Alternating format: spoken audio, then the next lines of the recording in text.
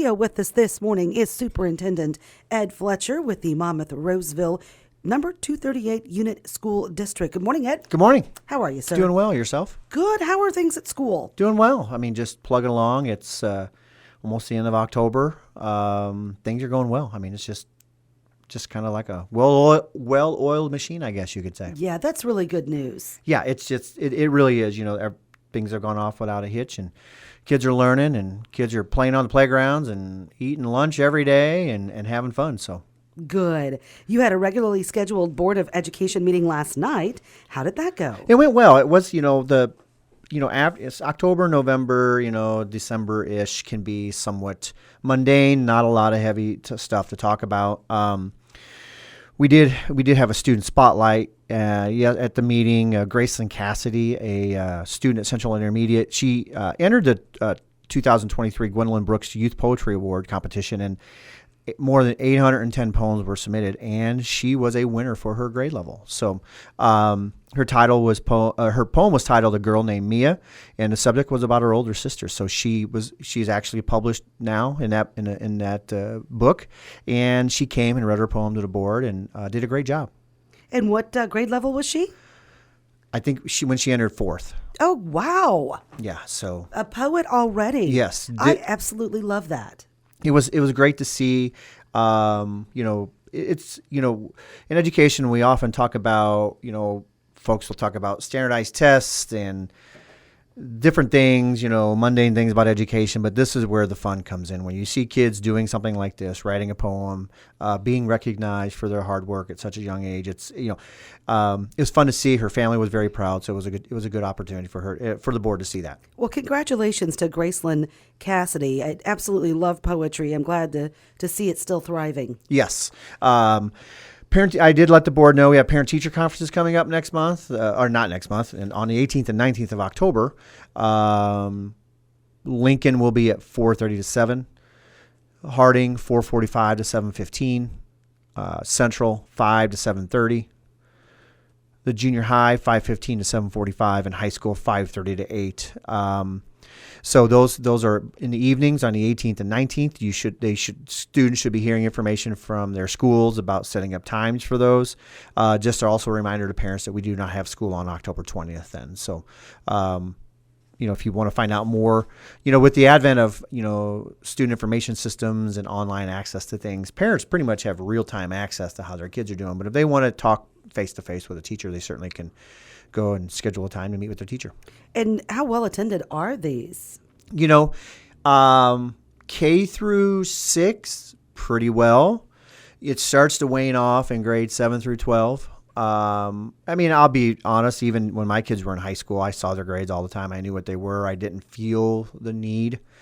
But my wife and I were very involved. So it also depends on how involved the parents are and what they want, how they want to encourage their kids with regards to their education. But it certainly does wane as the kids get older. Okay. Let the board know our December music concerts. Those are coming up in the first part of December.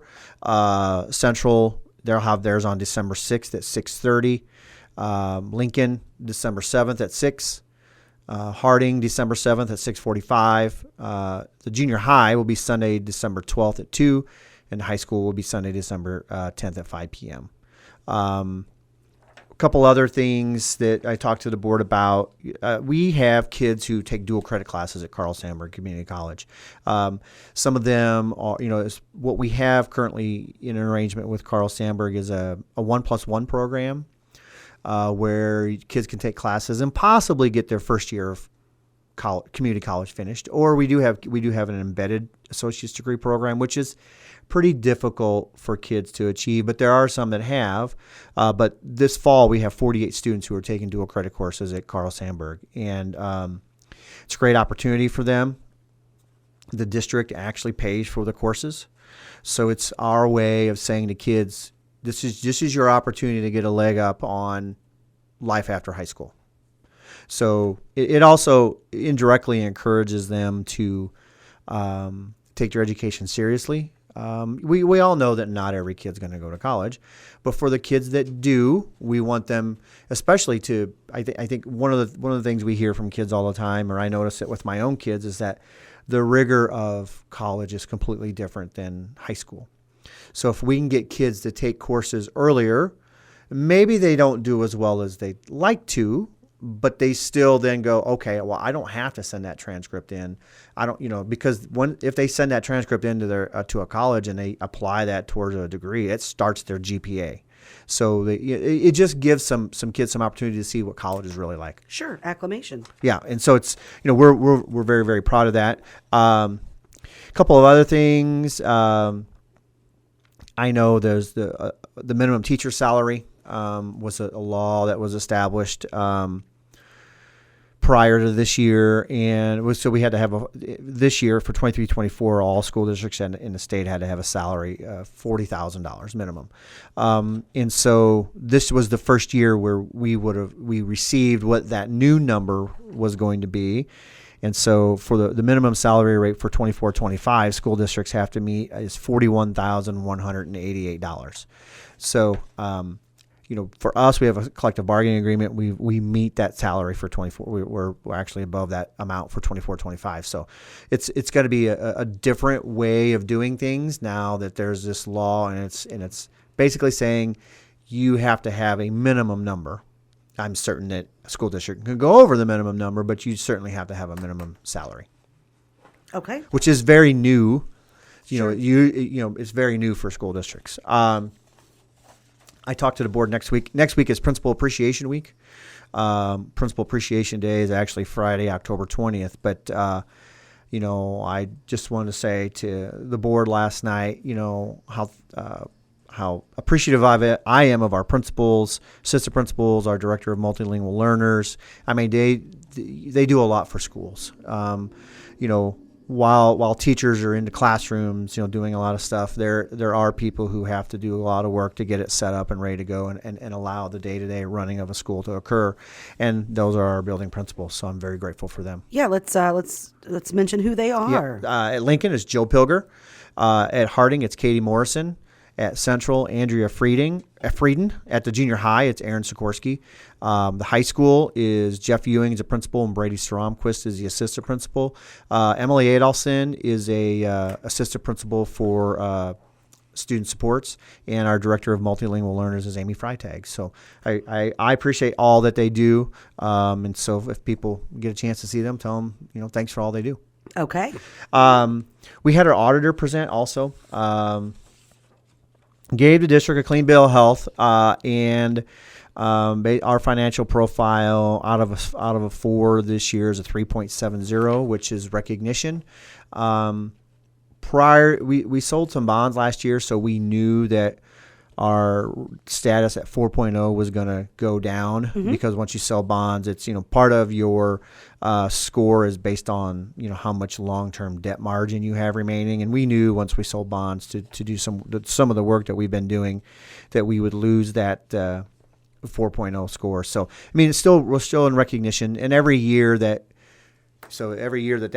bond, when we make payments towards the bond, that number will go up high. We'll eventually be back close to that 4.0 range. It'll take a little while, but. And I don't mean to throw this at you without you having your budget here right at this moment, but with that long-term debt, and we've been doing so many great things over the last 5 to 10 years, the buildings are vastly improved, whether it be the HVAC or boilers or the vestibules, the cameras, the bus cameras, all the important safety features. Each year, what is the amount, and I know that varies because of the COVID pandemic, but we should be getting back on normal track. What's that percentage equal to Monmouth-Roseville School District for the 1% sales tax for your buildings and brick and mortar improvements? So are you asking what we get a year in 1% sales tax? Yeah. Last year it was $910,000. Okay, so you do get some help with the local taxes. The capital funds that is specifically used for projects, so that's all it can be used for. So as far as it doesn't impact a tax rate, right? So they help us do projects that may or may not have gotten done prior to the implementation of the sales tax. Right. So so indirectly, I mean, I give an example like HVAC. So, and I kind of combine it to ESSER funds. So with ESSER funds, and prior to, the pandemic, what we were receiving is around $500,000 a year. So there's been significantly more purchases in Warren County over the years to get to that $910,000, because that's directly related to what people purchase in Warren County. And so when we look at an HVAC project prior and in the ESSER funds, we were able to do Central and Harding with the receipt of ESSER funds, about $3.2 million. Right. But if you take that dollar amount, let's just say it's $900,000. Well, that takes us 4 years of saving and doing no other work to be able to do that project. So, about $4 million over 5 years that you were able to invest back into the district. Yes, and part of what we're doing with the we sold the bonds. What we do with the sales tax money is we just save it in case there's ever a time when we need it for a project, I think the bonds are callable within 8 years. A board at that time may say, "Hey, we want to pay these off. We have this money saved off. Let's pay these bonds off." Yeah. So it's no direct correlation to the tax rate, but direct correlation to what our facilities look like and what we're able to do. So, like you mentioned, the vestibules, the HVAC at the junior high, the HVAC at Lincoln, the HVAC at the high school. So all the, roofs, all the number of things that we've done with that money. So, but the good news is you were able to do it. I was talking with Hannah Leary, who's the cheer coach for Monmouth-Roseville and also a nurse, and it's been a less challenging back to school time frame sickness wise, not even counting the COVID. So she was basically confirming that these HVAC projects have helped with asthmatic students. So the air quality has improved. We've never done like a study per se.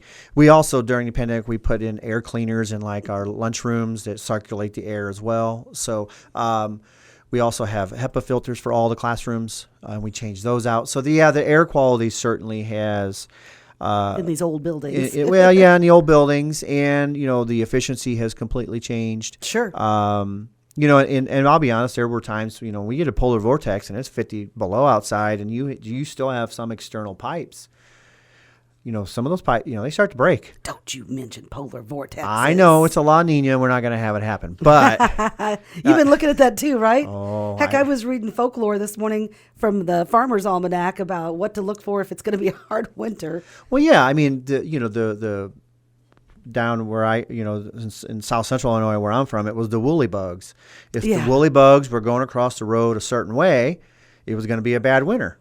I can't remember which way that was, but still, it was. I have read those reports. I'm hoping that it comes out something like that. So, but yeah, that's the So we got a clean bill of health, and the only other thing that we did, the board approved a life safety amendment. We're going to do some work at Central on the south side of the building where we park buses and we still have gravel there, and it gets kind of icky, in the wintertime, and we get a lot of rain, and we're going to improve some drainage back there. So they approved a life safety amendment to do that work. But it was a pretty short meeting. Good meeting, but short per se. And we're ready. Now it's just waiting for the November meeting. Okay, sounds good. And I'll see you again tomorrow to talk about the upcoming event for the Monmouth-Roseville School District. That will include an get together at your campus, but it's open to all parents in our area. So any parent who wants to come and hear this information, please come hear the information. I don't think you'll walk away disappointed. Right. You'll be much better educated on social media, what kids are dealing with on social media, who the people, the predators that are out there trying to influence their kids over social media. And you know what I say? Turn the internet off, horse and buggy. No. 90% of our problems would go away. Just get rid of cell phones and go back to the wired phones in the walls. I'd be perfectly content with that. My kids wouldn't, but I would be content with it. Well, I'll see you again tomorrow. All right, see ya.